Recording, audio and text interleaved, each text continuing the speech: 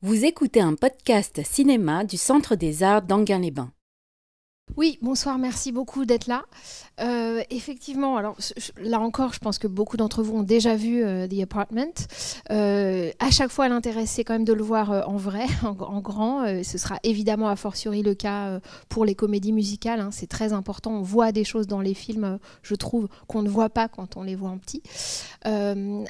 Sur effectivement Billy Wilder, c'est un peu l'un des derniers dans notre programme, dans le court programme de 9 séances, qui fait partie de cette génération de cinéastes classiques et notamment de cinéastes qui viennent d'Europe et puis qui se sont exilés durablement à Hollywood. C'est pas rien que ce soit son cas. Vous savez qu'il était né en Autriche-Hongrie, donc plutôt autrichien, juif autrichien, qu'il est passé par Paris. Il a même tourné un film à Paris, mais qui s'est surtout exilé au moment en 1933. Et puis il a atterri à la Paramount et il est resté à Hollywood à la Paramount pendant 18 ans avant de se détacher de ce studio-là. Ce qui est important et ce que je trouve très très bien, très beau dans la carrière de Billy Wilder, d'abord vous connaissez forcément ses films puisqu'il a fait des films de genres très différents, enfin, que ce soit Assurance sur la mort, que ce soit Boulevard du crépuscule, voilà, il n'a pas fait que des comédies, il a joué avec le genre policier, le film noir, le mélodrame, etc. Et d'autre part, surtout que très jeune, il a été exposé, c'est quelqu'un qui écrit. C'est vraiment d'abord un scénariste, et vous allez voir, il n'y a pas d'effet de manche, je dirais, de mise en scène visuelle, cinématographique. C'est bien sûr, lui, ce qui l'intéresse, c'est l'écriture.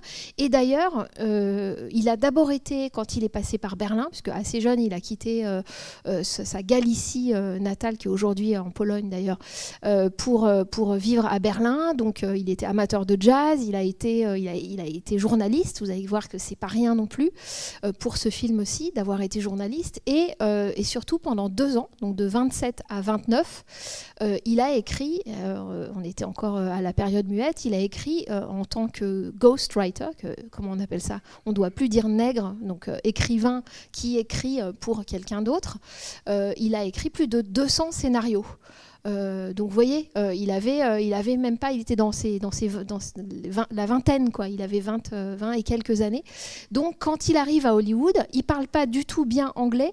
En revanche, il est déjà scénariste quelque part. Et il a été d'abord, comme vous le savez sans doute, co-scénariste pour Lubitsch. C'est pour ça qu'il y a un lien aussi avec ce programme, puisque certains d'entre vous étaient peut-être là pour voir Ninotchka, qui était le 2e film qu'on a présenté ici. Eh bien, c'est coécrit par Billy Wilder. Donc c'est pas rien, c'est des beaux Lubitsch qu'il a coécrit. La 8e femme de Barbe Bleue en 1938 et Ninotchka l'année suivante. Et vraiment, on lui doit des scènes entières de ces films-là. Donc vous allez retrouver, je pense, sa touche, parce qu'on dit souvent Lubitsch touch, mais il y a aussi une Wilder touch. Et d'ailleurs, lui-même, quand il est passé à la réalisation, c'est parce qu'il n'était pas content de ce qu'avait fait l'un des réalisateurs de l'un de ses scénarios. Donc voilà, pour lui, il a quand même, je pense, d'abord une vocation de scénariste. Juste pour resituer ce film-ci, il vient après Certains l'aiment chaud, qui est quand même vraiment l'un de ses chefs-d'œuvre, 1959, Certains l'aiment chaud, donc c'est un succès énorme. Et en même temps, vous allez voir qu'on n'est pas du tout dans la même tonalité et que c'est une veine qui est intéressante aussi chez Wilder, c'est son côté plus réaliste, c'est-à-dire qu'il choisit un milieu qui va dépeindre de manière plus réaliste, alors que dans Certains l'aiment chaud, il y avait une tendance au pastiche de films de gangsters et à la farce, vraiment à la comédie effrénée avec des poursuites, avec du travestissement. Et vous allez voir que ici c'est vraiment une autre veine. Et puis il y a toute l'importance de New York, mais ça on en parlera peut-être après. Et simplement pour préciser que le film est en noir et blanc. La dernière fois, on a vu Elle et lui, et voilà, on se disait, ça y est, arrive enfin dans le programme du Ciné-Club de la couleur, et quelle couleur. Ici, en fait, si on est à nouveau en noir et blanc, c'est parce que c'est le mode de tour, enfin, c'est l'image que préfère Billy Wilder. Il a tourné en fait beaucoup de ses films en noir et blanc, y compris à la fin des années 50 et au début des années 60, alors que bien sûr tout le monde était passé à la couleur. C'est vraiment un mode qu'il aime, qu'il privilégie, sans doute parce que ça rentre en tension avec son idée réaliste. C'est-à-dire que ça stylise aussi de tourner en format large, mais en noir et blanc.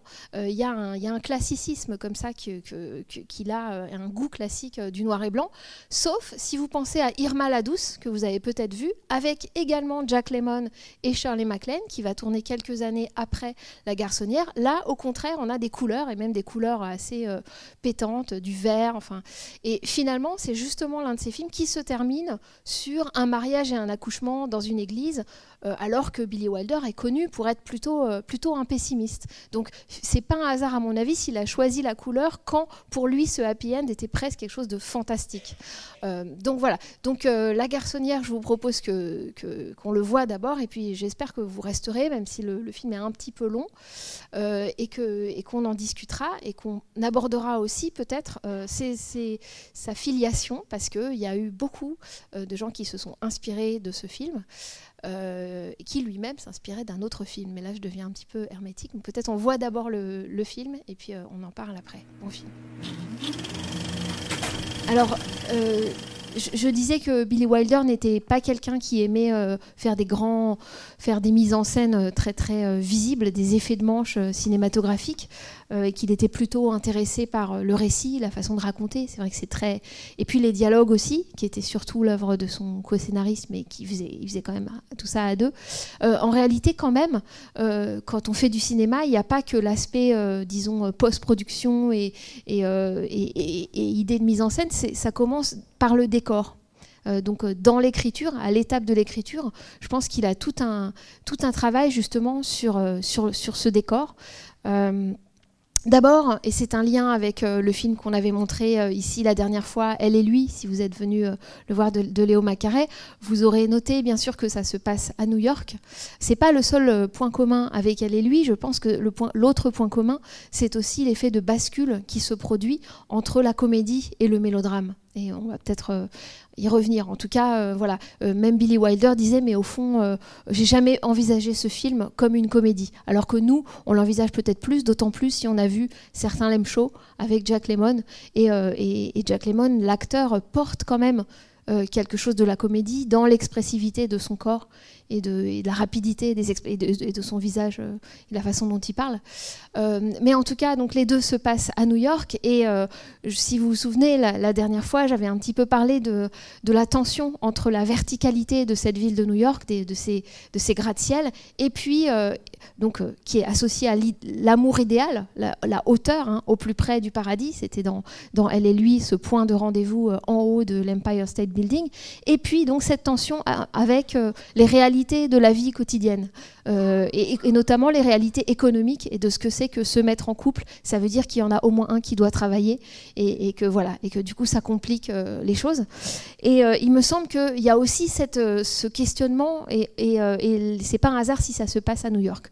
Je disais que c'est la veine un peu plus réaliste de Billy Wilder, avec quand même l'utilisation du noir et blanc qui pas qui simplifie, mais disons qui rend qui stylise malgré tout. Mais en tout cas, il me semble important la question du décor. Et ici, c'est un grand décorateur, Alexandre Trauner, qui s'occupe du décor de ce film.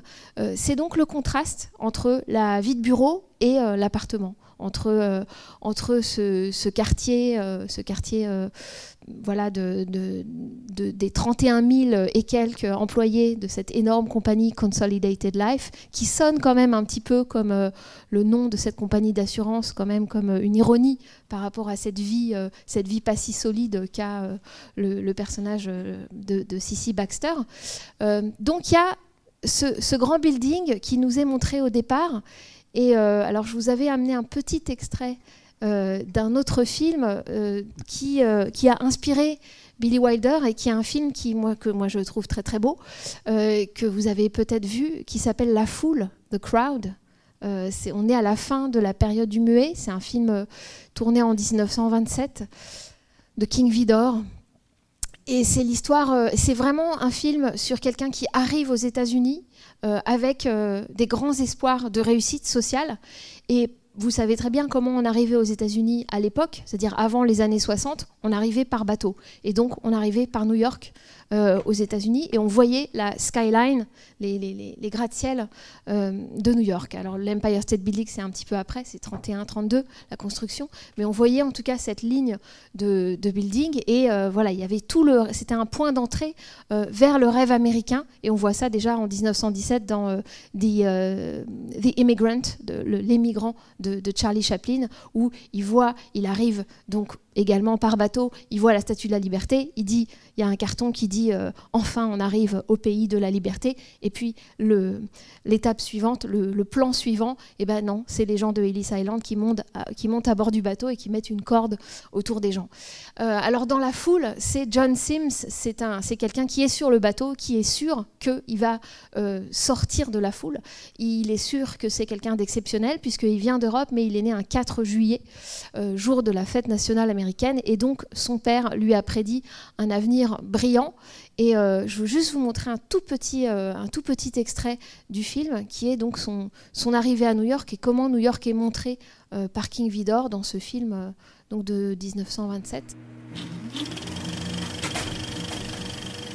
Bon, vous voyez, l'inspiration est vraiment directe de la part de Billy Wilder. D'ailleurs, dans Sight and Sound, le magazine anglais en 1952, Billy Wilder donne une liste de ses 10 films préférés et La Foule y figure.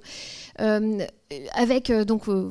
rappelle beaucoup le début de The Apartment, avec tous les chiffres que donne en voix off C.C. Baxter sur le nombre de millions de gens à New York, le nombre d'employés. Alors là, dans La Foule, évidemment, on voit tout de suite le contraste entre le type qui croit qu'il peut to beat the crowd, qui peut sortir de la foule, qui peut vivre le rêve américain. Et d'ailleurs, il essaye de faire un concours, on le voit, donc de sortir de sa condition de petit employé. Et en même temps, on voit très bien comment la mise en scène de l'espace le contredit, l'écrase complètement avec ce travelling qui est resté assez célèbre dans l'histoire du cinéma, ce travelling ascendant le long du gratte-ciel et qui ensuite rentre avec l'horizontalité au contraire des bureaux. Billy Wilder s'en est inspiré pour le début de The Apartment, et on pourrait dire Jacques Tati aussi dans Playtime, son film de 67, avec tous ces bureaux à perte de vue. Bon, c'est une espèce d'open space où tout le monde contrôle tout le monde. Bon, c'est évidemment quelque chose qu'on connaît, c'est devenu une sorte de cliché des employés et du côté minuté de leur... Mais ce qui m'intéresse ici, c'est que ce film de 1960, The Apartment, c'est vraiment le premier à s'intéresser à la vie des cols blancs dans le détail. Et il n'y a pas seulement ce début avec le côté aliénant de ces bureaux. Il y a bien sûr ce qui nous intéresse plus dans l'intrigue du film, à savoir le petit groupe d'hommes et comment ils ont un petit système très très bien huilé, et j'allais dire c'est un système de pouvoir à la fois genré, parce qu'évidemment on dirait des frat boys, c'est vraiment les types qui se rencontrent à la fac et qui sont dans ces clubs, ce qu'on appelle des fraternités aux États-Unis, avec ces petits cercles fermés et très très genrés, très très réservés aux hommes, et en même temps sexualisés, puisque donc ils existent comme groupe pour faire tourner les filles, j'allais dire, se passer les femmes de main en main et la clé de l'appartement de main en main. Donc c'est quand même un film qui va assez loin dans la peinture de ce petit système, avec au centre de cette... je trouve, c'est là où c'est très très bien, je trouve, écrit, c'est qu'il y a l'ascenseur, comme par hasard, c'est-à-dire c'est la fille à laquelle on s'intéresse, c'est la fille d'ascenseur, et donc il y a la question de l'ascension à l'intérieur du building, puisqu'il va monter jusqu'au 27e étage très rapidement. Et d'ailleurs, il le dit à un moment à Miss Kubelik, il dit « Attention, vous portez une marchandise précieuse là, puisque je m'envole vers les sommets, je viens d'être promue. » Donc le film, c'est aussi l'histoire, jusqu'aux 2-3 dernières séquences, c'est quand même l'histoire d'une ascension. C'est l'histoire d'une ascension sociale trop rapide à l'intérieur, mais évidemment illusoire, et donc toute la question va être de savoir si ce type qui réussit du point de vue de la façon d'utiliser ses patrons, et donc ce petit système de pouvoir à l'intérieur, s'il a vraiment tant réussi que ça. C'est évidemment une leçon on pourrait dire que l'Europe et Billy Wilder là se rappelle qu'il est européen, que l'ancien monde donne à ce nouveau monde, c'est-à-dire le nouveau monde de l'après-guerre, tout ce qui est corporate, tout ce qui est toutes ces entreprises de col blanc et voilà, où on gratifie les employés, notamment avec des fêtes de Noël, des petites gratifications comme ça. Et qui ici porte ce qui reste de morale? Évidemment, c'est tout un autre milieu qui est, vous aurez remarqué, les personnages secondaires sont juifs. C'est-à-dire en particulier, bien sûr, le docteur Dreyfus et sa femme, et qui en fait lui apprennent en parallèle à son ascension à l'intérieur de la compagnie, lui apprennent au contraire à devenir un mensch. Et d'ailleurs le personnage de Cissy Baxter est clairement montré comme n'étant pas juif, puisqu'il ne connaît pas le sens du mot yiddish, mensch, être humain. Et le film est vraiment émaillé bien sûr aussi de termes yiddish. Par exemple, some schnook, un plouk, c'est un plouk du bureau, qui nous prête son appartement, schmear, the whole schmear. Bon, il y a tout un jeu comme ça autour des termes yiddish. Alors, ce qui nous fait passer cette fois-ci plutôt dans le deuxième décor du film, qui est l'appartement lui-même. Et en y réfléchissant, je me disais que ce qui était intéressant, parce que j'ai remarqué qu'autour des années 50, à partir, disons, de Fenêtre sur cour, il y a beaucoup de films, et je pense à quelques-uns, mais vous en avez peut-être d'autres en tête, qui se situent à New York et qui sont centrés autour d'un appartement. Donc je pensais évidemment à Fenêtre sur cour d'Alfred Hitchcock, qui est entièrement en décor, mais qui est localisé à Greenwich Village, à l'intérieur d'une cour, d'un vis-à-vis d'immeubles. Et il y en a d'autres, par exemple le film de 61 de Blake Edwards, Breakfast at Tiffany's, Diamant sur canapé, avec Audrey Hepburn. À chaque fois, donc, ce sont des appartements de célibataires. C'est-à-dire qu'on a l'appartement en opposition avec la maison qui, elle, se trouve, la maison des gens qui sont mariés et qui ont une famille, et qui, elle, se trouve dans une banlieue chic. Ici, c'est White Plains, dans l'État de New York, le fameux train de 7h14 pour White Plains que Sheldrake doit prendre sans faute. Et donc, il y a cette opposition-là. Et du coup, l'appartement, et singulièrement l'appartement de la fille célibataire ou du type célibataire, c'est intéressant parce que c'est un décor qui est vraiment poreux, j'allais dire. C'est-à-dire que c'est un décor perméable. Certes, c'est un intérieur, mais en fait, il fait vraiment le lien entre l'intimité, et Wilder est très très fort, et Alexander Troner aussi, pour mettre vraiment tous les petits détails qu'on reconnaît de l'époque, qui sont très très forts sur les détails, je vais y revenir.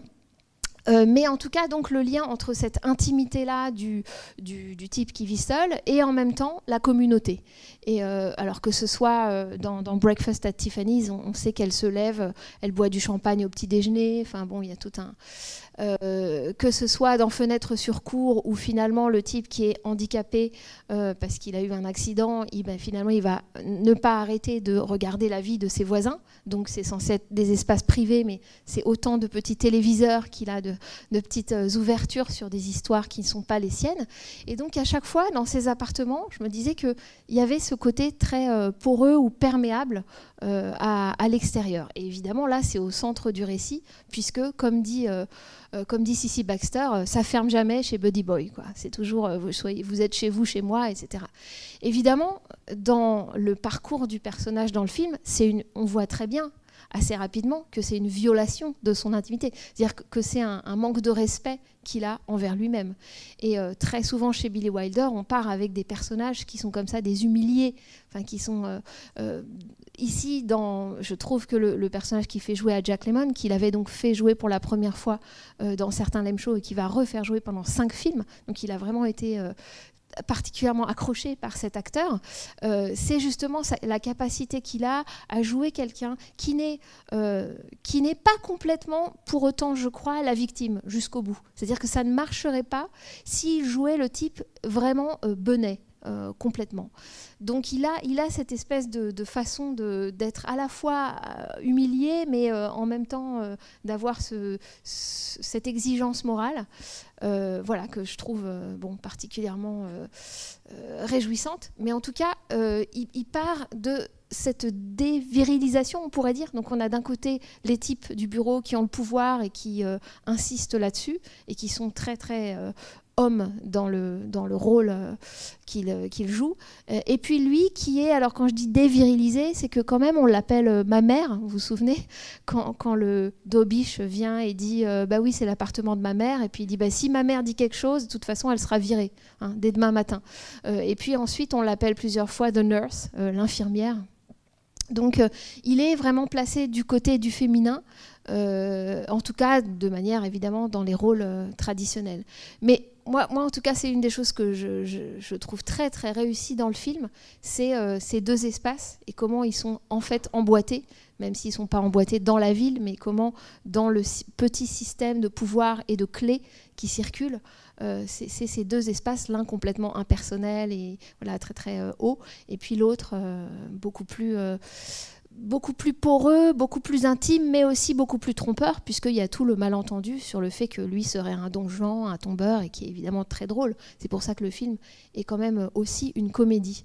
Mais je dis aussi parce que dans cette atteinte à l'intimité qui est que son appartement devient ouvert à tous les vices possibles, à tous les désirs des autres hommes et pas aux siens, hein, puisqu'on ne le voit pas en fait habiter cet espace. On voit qu'il n'est pas chez lui, que quand il rentre, il y a les traces des autres, il y a les verres des autres, mais que finalement il n'est pas vraiment chez lui, et quand il est chez lui, il mange du surgelé devant la télé, etc.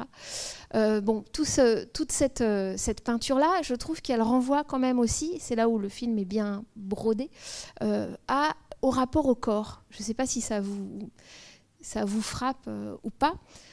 Si vous avez vu d'autres films de Billy Wilder, et notamment si vous pensez que son maître était vraiment Lubitsch, hein, il avait une broderie encadrée au-dessus de son bureau qui disait comment ferait Lubitsch quand il se posait des questions de scénario. Et je vous le disais, il a travaillé avec lui.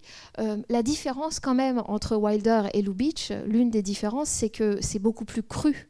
Il y a quelque chose de l'ordre de la sexualité qui est beaucoup plus apparent chez Wilder, en tout cas beaucoup moins suggéré et beaucoup plus montré, et notamment, je trouve, de fonction corporelle. Je ne sais pas si c'est un peu dégoûtant de le dire comme ça, mais je trouve qu'affleure quand même pas seulement la sexualité, mais quelque chose de l'ordre de la corporéité, et par exemple avec ce rhume qui se traîne, etc. Et puis évidemment d'autres allusions beaucoup plus directement sexuelles ou phalliques, enfin, jusqu'à la bouteille de champagne qui n'arrête pas de déborder à la fin. Mais aussi, par exemple, le fait qu'on entende Fran Kubelik vomir avec le médecin hors champ. Enfin, des choses comme ça qu'on est assez étonné de retrouver, j'allais dire, dans un film en noir et blanc. Enfin, il y a quelque chose là qui est décalé entre une certaine crudité.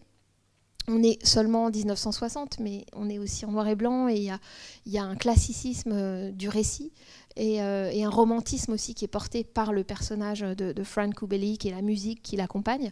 Et en même temps, on a quelque chose de très cru. Alors ça va devenir de plus en plus cru dans des films comme Embrasse-moi idiot, par exemple, de Billy Wilder, ou dans Irma la douce, mais presque dans tous ces films, je crois que je les ai tous vus, vous avez cette question du corps qui se vend, en fait, du corps à vendre, ou du corps qui, malgré lui, est vendu. Et ça, c'est assez troublant de cette récurrence dans une œuvre avec des films aussi variés que ce que je vous ai dit, que ce soit Assurance sur la mort, où il y a une escroquerie à l'assurance, mais voilà, il faut se débarrasser du mari, il faut se débarrasser du corps. Voilà, il y a toujours un lien entre, si vous voulez, la sexualité et la marchandisation. Et dans ce film aussi, la marchandisation, on sait à quoi elle renvoie. Elle renvoie justement à ce monde néolibéral, on pourrait dire, de tout ce monde du bureau et de l'assurance. Donc en fait, c'est assez fort, je trouve, de nous montrer que ce monde des cols blancs, très très propre sur lui, très très, parce que le personnage de Sheldrake joué par Fred MacMurray, hein, qui joue aussi dans Assurance sur la mort, par exemple, il est toujours vous remarquez qu'il a toujours une espèce de sourire dans les yeux du type qui est sûr de son pouvoir, parce que son pouvoir est soutenu par le système. Et comment, je trouve que le film montre bien comment tout cela, tout ce côté très propre et très organisé, masque une corporéité, masque une sexualité très crue et très, j'allais dire très sale. En tout cas, telle que, je trouve, Billy Wilder le montre. C'est-à-dire qu'il y a toujours quelque chose d'un peu toxique dans la sexualité, tel que dans ces films. Si vous avez vu Embrasse-moi idiot, à un moment, Dean Martin, Dino, qui joue le personnage de Dino, dit c'est plus fort que moi, il me faut une fille tous les soirs, sinon j'ai la migraine. Hein. Ça, c'est vraiment la définition du sexe comme addiction, et ça, c'est présent dans les films de Wilder. Et puis, bien sûr, dans Irma la douce, en 63, là, c'est carrément centré. Le film commence par une prostituée dans la rue à Paris, des prostituées qui disent tu montes, chérie. Voilà. Et vous noterez que you're wanted upstairs, c'est une phrase, vous êtes demandé en haut, c'est une phrase qu'on entend dans The Apartment, puisque quand Sheldrake téléphone à Cissy Baxter à son bureau et qu'il va lui annoncer que peut-être il va le promouvoir, mais que peut-être aussi il va le renvoyer parce qu'il est au courant de l'affaire de la clé et de l'appartement, eh ben, c'est justement une phrase liée à la prostitution, on vous demande en haut, qui est utilisé. Donc c'est quelque chose de vraiment très très frappant, et c'est peut-être qu'en voyant plusieurs films de Billy Wilder que ça devient une sorte de clignotant. C'est peut-être pas évident tout de suite quand on voit The Apartment. Je vous lance le... Je ne sais pas si vous voulez réagir à ça ou infirmer ce que je dis. Oui. Alors, je vais vous passer le micro. Oui. Ah oui, il faut un micro. Parlez dans le micro, s'il vous plaît, parce que vous parlez, les autres vous entendent. Oui. Non. Juste le corps qui se vend, il y a aussi le corps qui se donne, puisque le docteur lui propose de donner son corps. Ah oui. Oui, j'allais dire c'est presque le côté comique, parce que évidemment ça fait mal d'entendre qu'on est un don Juan quand on est très seul, parce que le film c'est aussi sur la solitude urbaine, à tel point qu'on peut se demander, c'est pas pour rien que c'est à New York, c'est-à-dire qu'il faut entendre les millions et millions d'habitants du début pour voir aussi après la lumière sur le seul appartement encore allumé, vous vous souvenez au tout début du film, qui est le sien, sauf que lui il est dehors et qu'il se gèle, et qu'il y a aussi la scène où il attrape la crève sur le très très long banc très caractéristique de Central Park qui accentue encore sa solitude. C'est une idée géniale ça de décor. On voit juste ce très long banc qu'on voit nulle part ailleurs qu'à Central Park. Bon, enfin c'est un détail, mais effectivement sur le corps, il y a aussi toute la nourriture par exemple, finalement qui n'est pas si présente dans le cinéma classique, et donc du coup quand il y a ces mentions de nourriture qui reviennent, je trouve que ça renvoie au corps. Par exemple, les crackers, c'est très drôle au début, vous me rachèterez ces crackers au fromage, vous les avez plus, ça va pas du tout ici. Et puis ensuite, par exemple, quand Fran Kubelik est au bar du Pousse-Pousse, il s'appelle le bar du Pousse-Pousse, je ne sais pas s'il faut y lire là aussi quelque chose, avec Sheldrake, et qu'au moment où elle dit voilà c'est plus pareil, elle dit ils font plus les crevettes comme ils les faisaient avant. Donc les choses se traduisent avec bien sûr la soupe de poule de la voisine de la femme du docteur Dreyfus, etc. Et toute cette récurrence de la nourriture, elle est évidemment pas univoque. C'est pas pour dire le corps c'est répugnant et c'est là. Non, il y a évidemment beaucoup d'autres choses. Je pense qu'il y a la recherche de quelque chose qui irait peut-être au-delà de la sexualité, à savoir le companionship, le fait d'être ensemble. C'est-à-dire c'est pas l'amour tant au sens romantique, comme on peut avoir dans Elle et lui, que peut-être simplement le fait de pouvoir être ensemble. Alors évidemment, du coup, la fin, c'est pas un mariage, c'est deux personnes qui finissent la partie de Gin Ramy qu'ils avaient commencé.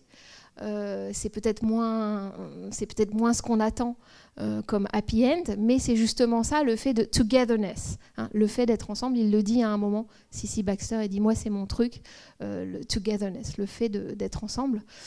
Donc des corps qui cohabitent, mais qui sont pas forcément dans ce rapport-là d'exploitation l'un par l'autre. Je dis c'est peut-être pas un happy end romantique parce que il me semble que le personnage de Fran Kubelik porte très clairement un romantisme et un sentimentalisme très marqué, mais il me semble pas que Billy Wilder l'épouse complètement. Alors vous me direz, mais il y a quand même cette fin où elle court éperdument le soir du Nouvel An dans les rues. C'est une fin qui a été imitée, notamment par Woody Allen, si vous vous souvenez de la fin de Manhattan, quand il court essayer de rattraper Tracy, la jeune femme qui, elle, va partir étudier à Londres. En réalité, je pense que c'est pas un hasard si elle croit entendre un coup de feu alors qu'on l'apprend plus tard, ce n'est qu'une bouteille de champagne qui s'ouvre. C'est parce qu'elle transporte le mélodrame avec elle. C'est quelqu'un qui dramatise, qui romanticise tout ce qu'elle vit. Donc autant elle tombe amoureuse de quelqu'un comme Sheldrake et d'autres, etc. C'est un petit peu comme le personnage de Sugar, joué par Marilyn Monroe dans certains Lem Show, et qui dit, avant même de rencontrer le personnage joué par Tony Curtis, qu'elle tombe toujours amoureuse des saxophonistes et qu'elle y peut rien, c'est comme ça. Et évidemment, elle va en rencontrer un. Donc il y a ce côté, la jeune femme romantique qui projette, en fait, qui tombe amoureuse parce qu'elle veut vivre cet idéal romantique. Donc il me semble que Billy Wilder, il se situe plutôt, j'allais dire, du côté du docteur Dreyfus. C'est-à-dire qu'il est un tout petit peu décalé et qu'en même temps il apporte à cette société qu'il a vu changer par la commercialisation de tout, peut-être il apporte quelque chose de l'ordre d'une morale européenne, sachant que c'est aussi une morale juive dans le sens où Billy Wilder, après la guerre, juste à la fin de la guerre, il a pu retourner en Europe et il s'est aperçu que la famille qu'il avait laissée là-bas avait été entièrement exterminée. Donc c'est aussi un humour qui est marqué par un humour du survivant, quoi. C'est évidemment, il y a une amertume très forte qu'on lui a reprochée d'ailleurs. Mais sur le fait qu'il nous montre quand même cette commercialisation de tout, y compris du cinéma quand il est à la télévision. Hein. Vous vous souvenez qu'il essaye de regarder Grand Hôtel avec toute une pléiade de grandes stars, ce qui est évidemment un contraste entre un grand hôtel avec toutes ces stars et lui, son petit appartement minable où il n'a même pas un verre propre parce que voilà, tout le monde est venu y coucher avant. C'est évidemment très drôle cette idée que son appart c'est un hôtel mais pas du tout du même style, mais en même temps il n'arrive jamais parce que c'est interrompu par la publicité. Donc cette idée que le commerce est en train de tout dévorer, il l'applique y compris au monde du cinéma. Et ça, je trouve ça assez drôle. Mais je vous disais que le film avait influencé pas mal d'autres films. Si vous connaissez la série Mad Men de Matthew Weiner, il est complètement, et ça c'est une influence complètement reconnue, l'influence majeure, c'est The Apartment. C'est-à-dire cette idée du monde du travail comme étant une scène de l'intime et j'allais dire très trash, enfin en tout cas révélant des dessous de rapports très très justement commercialisés, on pourrait dire, chacun essayant d'utiliser l'autre. Est-ce que vous avez des remarques, des questions? Pardon, j'ai un peu débordé la seule thématique du corps. Mais... Ah, là, bon. Oui.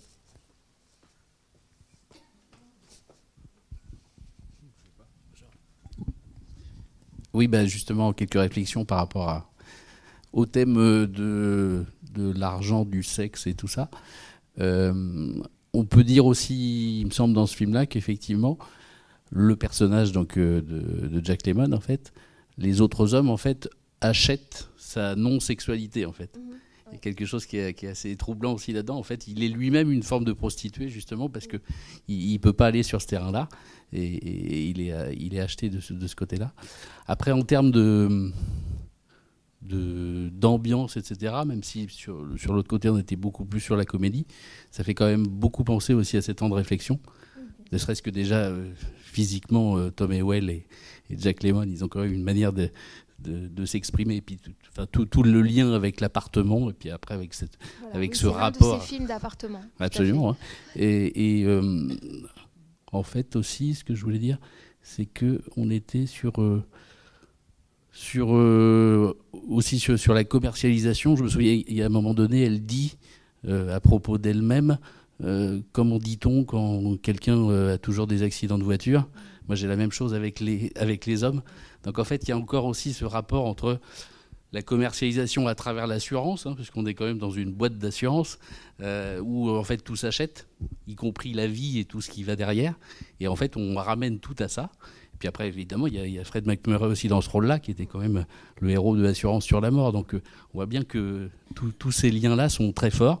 Et puis d'ailleurs, puisque vous parliez du personnage du docteur, il y a aussi évidemment le fait qu'il ne veut pas se faire payer parce qu'il n'est pas intervenu en tant que docteur, mais en tant que voisin. Et inversement, il y a évidemment la scène du billet dans l'enveloppe, etc., où on passait à autre chose, quoi. Où là, c'est vraiment la prostitution qui est c'est l'ultime, c'est la goutte d'eau qui fait déborder le vase. On peut se dire que là vraiment, elle aura du mal à l'aimer après cet achat. Et c'est très beau aussi de voir que quand il repart, Sheldrake, une fois qu'il a donné cet argent en disant j'ai pas fait du shopping, tu t'achèteras un beau sac en croco, il repart avec les cadeaux qu'il a pour sa famille dans les mains. Donc c'est pas une histoire de temps, c'est autre chose. Et ça, c'est bon. Tout ça a été tout à fait exploité dans la série Mad Men, hein, tout ce rapport entre l'homme marié qui est dans sa banlieue chic et bon, bref. Alors juste sur, du coup, j'ai oublié ce que vous aviez dit en premier et je voulais réagir et j'ai oublié. Oui. Je pense que c'est important de voir que ça passe par le travail que Billy Wilder fait sur les objets. Je disais que c'était vraiment quelqu'un qui écrivait ses scénarios de manière... Et si vous voyez déjà les films de Lubitsch, si vous avez vu La 8e femme de Barbe Bleue, c'est Wilder qui a signé la scène d'ouverture, dont j'ai déjà peut-être parlé ici, qui est la scène du fameux pyjama, où donc Gary Cooper veut acheter un pyjama, mais il veut seulement le haut ou le bas, j'ai oublié, et où Claudette Colbert, elle cherche à acheter un pyjama, mais seulement l'autre partie. Et en fait, Billy Wilder est vraiment assez fort pour faire circuler les objets dans les récits.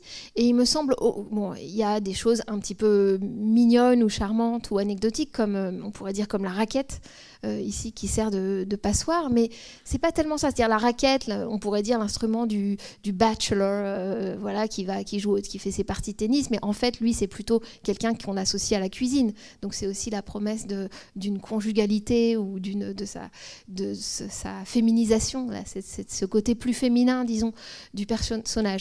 Mais ici, les deux éléments, les deux objets qui sont les plus importants dans le film, évidemment, le premier, c'est la clé, avec ce coup de maître scénaristique, à la fois très simple et je trouve très efficace, qui est première confusion, le type d'Aubiche qui se trompe et qui lui rend la clé des toilettes pour cadre au lieu de lui rendre la clé de son appart. Résultat, il est obligé d'aller dormir à Central Park. Et puis ensuite, beaucoup plus tard, le retournement avec, on se dit, ça y est, une fois de plus, il est servile et une fois de plus, il va rendre sa clé à Sheldrake et en fait non, c'est la clé des toilettes. Et quand je disais que le corps faisait retour sous la forme de ses fonctions corporelles pas très nobles, là aussi, comme par hasard, c'est la clé des toilettes. Et c'est une ultime insulte que de lui balancer la clé des toilettes pour cadre. Donc finalement, cette clé, c'est pas seulement une sorte de MacGuffin Hitchcockien, il en fait quelque chose de beaucoup plus... c'est la clé, bien sûr, la clé du succès, de la réussite, mais c'est aussi très matériellement quelque chose qu'il exploite dans son écriture. Et puis le deuxième objet, c'est le miroir, le compact, le poudrier avec un miroir, bien sûr. Vous aurez remarqué que la première personne qu'on voit dedans, c'est Sheldrake, et qui rit en disant « bah oui, elle me l'a jeté à la figure et c'est pour ça qu'il est cassé ». Et puis la deuxième personne qui entend une toute autre explication, enfin une toute autre légende à cette image, puisque on entend Fran qui dit moi je l'aime comme ça parce qu'il donne une idée de qui je suis vraiment, c'est-à-dire que là le miroir brisé, c'est sa fêlure psychique. Et qui est-ce qu'on voit à ce moment-là dans le miroir? Non pas elle qui se regarde, mais Cissy Baxter, Jack Lemmon, qui comprend tout à coup. Et c'est vraiment à ce moment-là, d'ailleurs, qu'il y a le point de bascule vers le mélodrame, et où vous remarquerez que la musique aussi change. Et on n'est plus dans la musique de jazz avec beaucoup de cuivre, que ce soit un mode mineur ou majeur, mais on est beaucoup plus du côté des cordes et des bois et de quelque chose de plus mélodramatique à ce moment-là. Ce qui m'intéresse aussi dans le fait que les deux images fêlées, ce soit Sheldrake et Baxter, c'est que ça les met quand même sur un plan d'égalité. Ça rejoint un petit peu ce que vous disiez, mais je vais un petit peu plus loin dans le fait que je pense que ce sont deux personnages, justement, et c'est là où le film est assez fin, en miroir. C'est-à-dire que Baxter ne nous est pas seulement montré comme une victime de ses supérieurs hiérarchiques, bizuté en quelque sorte, il nous est évidemment montré comme étant partie prenante de ce système, puisqu'il veut avoir son nom sur la porte, il veut monter toujours plus haut, et jusqu'où peut-il descendre dans la bassesse morale pour pouvoir monter plus haut. Et donc il nous est montré, et Billy Wilder a toujours, et c'est pour ça qu'on l'a accusé parfois de cynisme, il a toujours un point de vue critique sur son personnage, même quand son personnage est joué par l'acteur qu'il adore et dont on voit qu'il va le reprendre, etc., et qu'il a une sympathie pour lui, et qu'il a du potentiel de mensch. Mais en réalité, il y a quand même une critique assez forte du personnage, parce qu'il participe. La preuve, quand je disais que son appartement était poreux, lui-même est poreux au discours des autres. Vous remarquez qu'il n'arrête pas de citer des phrases que lui ont dites Dobish ou Sheldrake. Il va jusqu'à dire à la femme du docteur...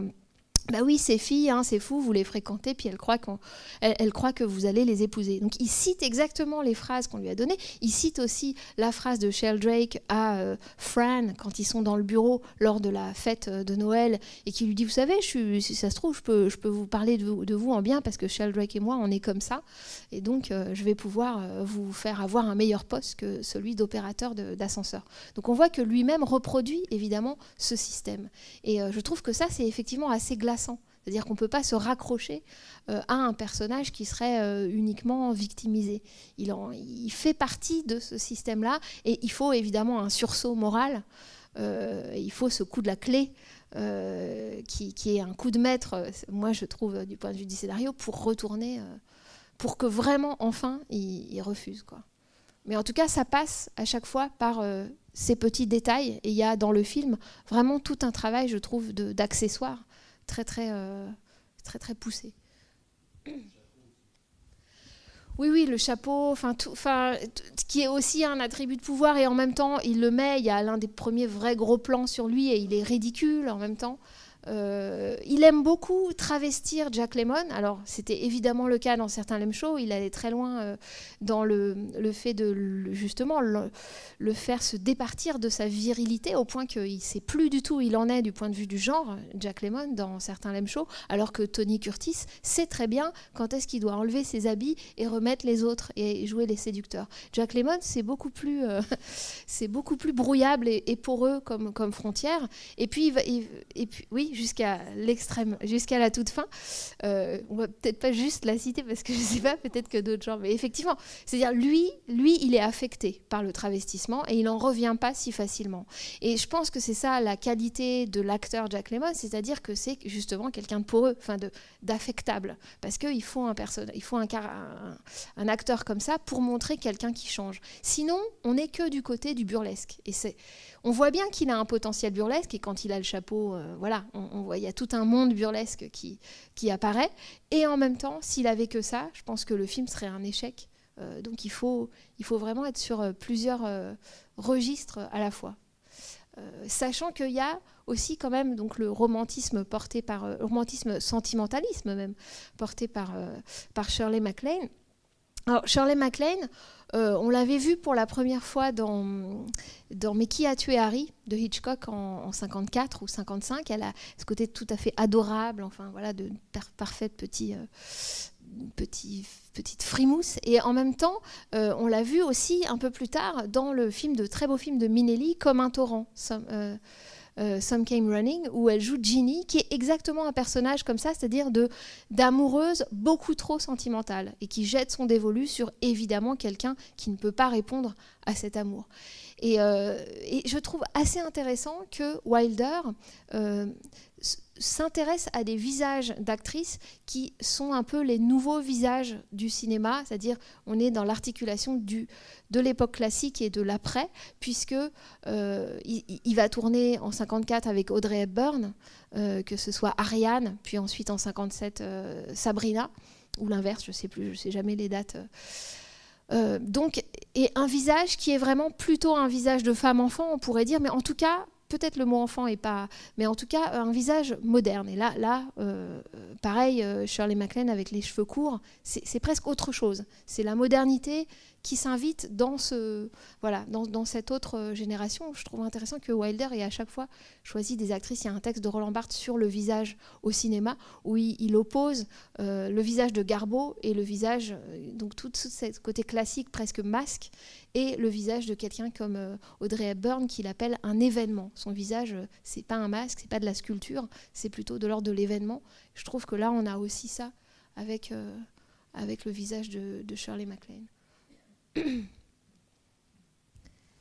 avez d'autres remarques ou questions? Je sais pas si j'ai dit ce que je voulais vous dire.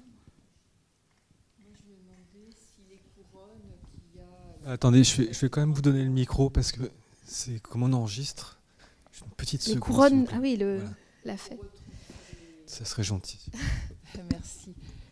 Oui, je me posais la question de savoir si, je suppose que ça a un sens, les couronnes du 31 et les couronnes qu'on retrouve sur les cartons de déménagement. Ah oui, mais c'est exactement le genre de petits détails, et je pense qu'il y en a beaucoup d'autres, mais effectivement qui sont des rimes, qui sont des effets de rimes, de même qu'il y a la rime entre la clé des toilettes au début, la clé des toilettes inversée à la fin.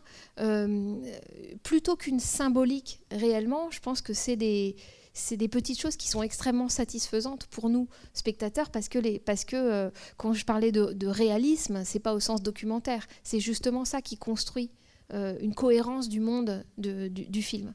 Et sur quand même ce motif de la couronne, comme par hasard, il y a le plan rapproché sur la couronne qu'elle laisse en partant, oui, c'est-à-dire qu'à sa place, il n'y a plus que la couronne en papier, évidemment. Enfin, évidemment, on peut dire que c'est parce qu'elle a été la reine pour Sheldrake, mais que c'était évidemment du pipeau et du toc. Hein. Il lui a jamais donné que $100 au maximum.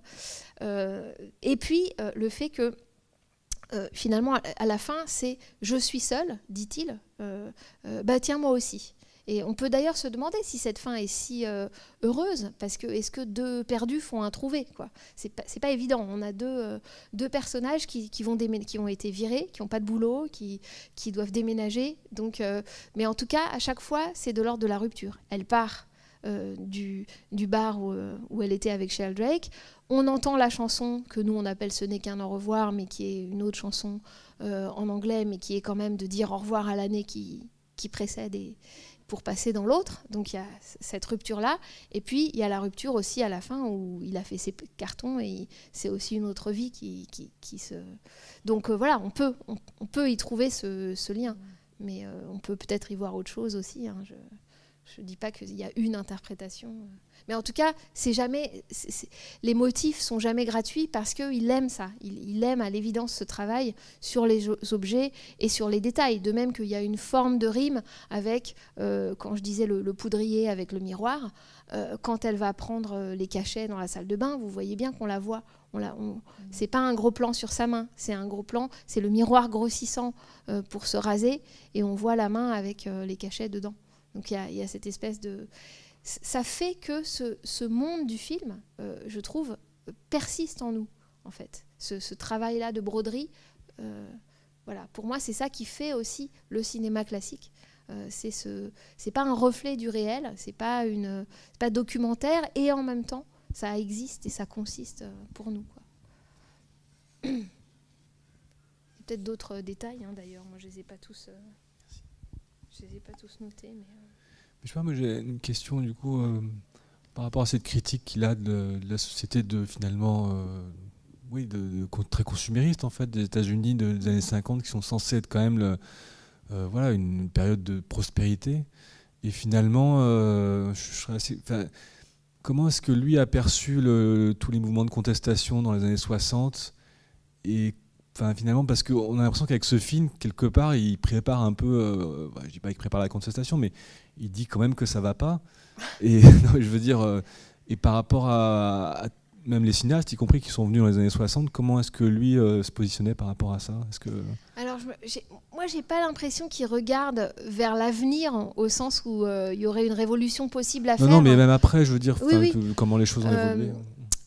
Pourquoi est-ce qu'on pourrait dire il ne pousse pas cette critique et jusqu'à presque quelque chose de révolutionnaire, enfin, de changer la société capitaliste d'après-guerre parce que justement, si vous voyez 1, 2, 3 qui critiquent quand même très durement aussi bien le capitalisme que le communisme dans Berlin-Est, c'est ça qu'on lui a reproché, c'est-à-dire une forme de cynisme, de dire à force de taper sur l'un et sur l'autre, vous, où est-ce que vous vous situez?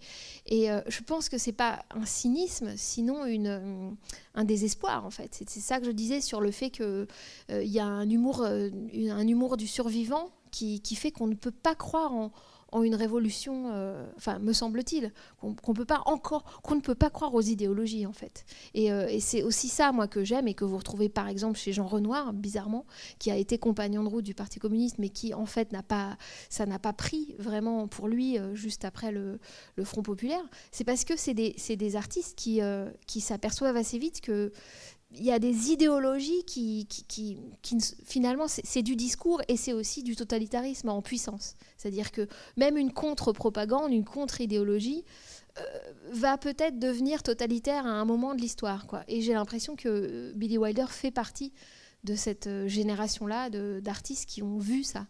Donc il avait une vision politique, mais pas dans le sens du futur et de comment faire pour que ce capitalisme-là ne soit pas... Lui, la seule chose dont on voit qu'elle émerge dans ses films, c'est justement la Menschheit. Hein. C'est justement le fait d'être tout simplement un être humain. Et en cela, il est tout à fait individualiste. Hein. Il est tout à fait américain, si vous voulez, aussi. C'est pour ça que ce n'est pas seulement la vieille Europe, c'est aussi l'individualisme qu'on peut retrouver, par exemple, chez Capra, bizarrement, dont les gens pensent qu'il est beaucoup plus dans les idéologies.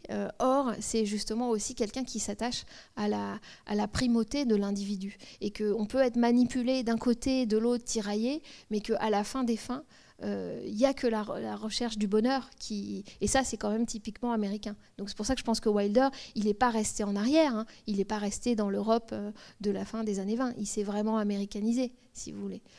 Mais du coup cet individualisme là il ne peut pas croire en des révolutions, il me semble. D'ailleurs, mais ce qui est fascinant effectivement c'est aussi le style, hein, ce qu'on disait. Au début, en fait, c'est qu'il y a il y a une perfection, quoi, dans l'écriture, le scénario, des dialogues et de la mise en scène. Il y a une fluidité extraordinaire. Je pense que c'est un film qu'on peut voir beaucoup de fois parce que c'est quasiment parfait. Et je trouve que, je sais pas comment expliquer ça autrement. Mais c'est un peu comme Capra. Hein. Et voilà, il y a un contraste aussi avec la violence du propos, justement. Oui. Et qu'il n'a pas utilisé une forme en fait qui soit, si vous voulez, déconstruite, quoi que ce soit, ce qui a pu être fait par la suite dans les années 60. Oui. Moi, ça me frappe et je trouve ça très très classe. Oui, il n'y a pas de pause moderniste, effectivement, où il faudrait que la forme accompagne de manière voyante cette critique-là. Et ça, c'est aussi un point commun qu'il a avec Capra, à mon avis. C'est-à-dire cette idée qu'il ne faut pas que le public voit forcément toutes les coutures et la mise en scène et les grands mouvements de caméra et tout ça. Il ne faut pas assommer le public avec le style, mais en réalité, ça, c'est un choix stylistique, bien entendu. Et ce n'est pas des gens qui renoncent à la mise en scène. Ils ne renoncent pas du tout à la mise en scène. Et notamment, on n'en a pas parlé, mais le travail du son, par exemple, au tout début, quand il a sa petite machine, là, tac, tac, tac, et qui fait comme ça avec sa tête, là, tac, tac, tac, qui vient à la fois du muet dans la gestuelle et qui en même temps utilise la bande son, utilise le son, ou bien vous savez le son du micro-sillon quand le disque est fini et qu'on entend comme ça, et qui lui fait comprendre qu'il y a quelqu'un qui a laissé le disque allumé dans son appartement. C'est des petits détails, mais qui sont évidemment de la mise en scène pure. Simplement, c'est effectivement c'est pas expérimental au sens esthétisant du terme. Moi, j'aime bien cette génération-là de cinéastes qui qui n'ont pas peur du classicisme, c'est-à-dire qui peuvent aller très loin du point de vue des idées, de la critique, disons, de la critique sociale et des émotions, parce qu'il parcourt tout un panel quand même émotionnel entre le comique et le mélodramatique, et en même temps qui n'ont pas besoin de le faire avec comme tu disais, une violence formelle, quoi. Oui, comme ce qu'on a pu voir par la suite dans les années 60, ouais, effectivement. Et la comédie musicale, d'ailleurs, le fera de toute autre façon, et au contraire, de manière beaucoup plus voyante du point de vue de la forme. C'est quand même quelque chose de... Voilà, j'espère qu'on en reparlera. Ah oui. En attendant, je ne sais pas si vous avez d'autres remarques ou questions. Oui.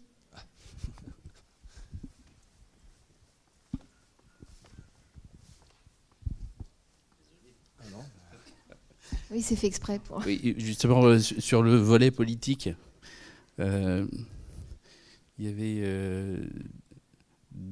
vous faisiez la référence à Renoir. Oui. Et effectivement, je trouve qu'il y a un truc qui ressemble beaucoup là-dedans, c'est ce que vous dites, hein, le côté désabusé en fait. C'est-à-dire ce qu'on disait tout à l'heure, que finalement, d'une certaine façon, avec le miroir, tout ça, il est l'autre face de Fred McMurray. Donc en fait, il y a le côté de ceux qui sont plutôt les gentils en situation de non-pouvoir, mais qui en fait ne font qu'aspirer à arriver au pouvoir. Et on avait vraiment ça dans la règle du jeu, quoi, sur les fameuses scènes où en fait les domestiques se rêvent, enfin c'est même pas les domestiques, le garde-chasse qui rêve d'être domestique, etc. Avec ce côté un peu vain de dire je vais essayer de monter l'échelle sociale. Et il y a aussi un autre point qui est très court, mais dans la séquence du bar là, où la dame vient lui parler de manière assez inopinée de Castro. Oui, donc, oui, tout à fait. On parle de trouée Castro politique tout à coup. Et surtout en fait, et ramène Castro et Cuba à une histoire qui est en fait simplement non, il a juste, c'était pas du tout un problème de révolution ou de quoi que ce soit, il a été mis en prison parce que il y avait une histoire de chevaux dopés, quoi. C'est-à-dire qu'en fait, quelle que soit la facette, on se dit finalement on change le contexte, on change les gens, mais finalement on arrive toujours au même endroit, quoi. Oui, c'est-à-dire là c'est vraiment le côté le plus désabusé, cette remarque sur Castro et Cuba, c'est-à-dire on pourrait dire Wilder, comme on dit en américain, I don't buy it, he doesn't buy it, hein, il l'achète pas, il n'achète aucune des idéologies et contre-idéologies et il les transforme en anecdotes un peu ridicules. Bon, ça c'est un aspect, mais quand vous disiez désabusé, moi je dirais plutôt désespéré dans le sens plutôt que désabusé, parce que du coup désabusé ça devient, on penche vers un cynisme alors qui apparaît parfois chez Wilder, mais il me semble qu'il n'apparaît pas tant que ça ici, pas tellement dans ce film-là. Le fait que Baxter soit un peu en miroir de Sheldrake, c'est le risque perpétuel qu'il encourt à force de se laisser marcher dessus, si on peut dire, de se laisser violer, on pourrait dire, hein, parce que c'est la prostitution par procuration, mais c'est quand même de la prostitution. Mais on voit quand même à l'œuvre un retournement moral. Et notamment, il lui faut recevoir, par exemple, un poing dans la figure. C'est pour ça que c'est toujours lié au corps. Hein. À un moment, il est vraiment... il se fait casser la gueule par le vrai prolétaire, par le seul prolétaire vraiment du film, le chauffeur de taxi avec son accent et qui fait des fautes d'anglais qui ne sont pas traduites. Bon. Donc, il y a quelque chose de très, très physique là, il faut que ce soit physiquement qu'il soit... mais je ne pense pas que Alors, certes, c'est corrompu. La ville est corrompue, New York est montré, le système est corrompu, mais pas jusqu'à l'os, parce qu'il y a l'individu, quoi. Et c'est pour ça que ça fait plutôt penser à Capra. Si vous voyez un film qui précède ce film, 1957, The Sweet Smell of Success, Le Grand Chantage, qui est aussi en noir et blanc et aussi à Manhattan, et qui montre aussi un milieu qui n'est pas le milieu des assurances, mais qui est le milieu du journalisme, et qui est complètement corrompu jusqu'à l'os. Et pareil, on se passe des filles, on se promet de faire publier un papier, un tel, parce on est rédac-chef, et s'il nous laisse utiliser telle fille avec qui il sort, etc. Donc on a vraiment la description par Alexander McKendrick d'un milieu bouffé jusqu'à l'os, sauf que c'est un anglais, un américano-anglais, McKendrick, et lui, il va vraiment jusqu'au bout du pessimisme. Tandis qu'il me semble que Wilder voilà, sauve quelque chose, et notamment par des choses un peu qui sont au charme, si vous voulez, mais qui est très important pour lui et qui passe par les deux acteurs. Parce que cette fin, quand elle dit « shut up and deal hein, », taisez-vous et distribuez, voilà, bon, je disais, elle est ni forcément si heureuse, ni malheureuse. Elle est quand même une façon de différer le sexe, déjà. C'est-à-dire, c'est pas le baiser habituel et l'ellipse qui fait ils vont enfin coucher ensemble. C'est le jeu de cartes, la conversation qui continue. C'est aussi, on pourrait aussi l'entendre différemment et dire, arrêtez de parler et agissez. Shut up and deal. Hein, et donc, on va passer à l'action. Donc, il y a quand même de la promesse, je trouve, dans Billy Wilder, mais c'est à titre purement individuel, person to person, comme on dit pour les appels téléphoniques.